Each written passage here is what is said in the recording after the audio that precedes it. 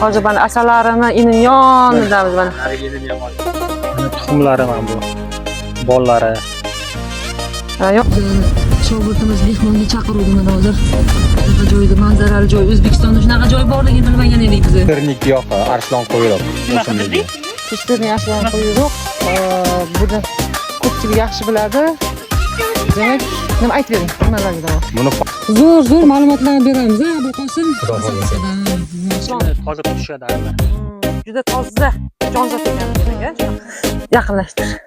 Bu nima ekan? Nimasi deysiz? Bollari, tuxumlari. Yaqinlashtir.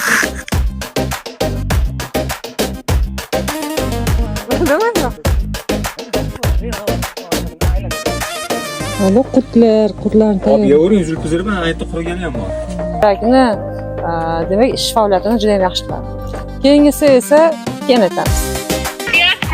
Biz hozir nima bilan ketar ekanmiz naryoqqa?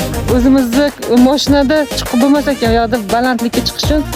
Muhammadlarni Abul Qosim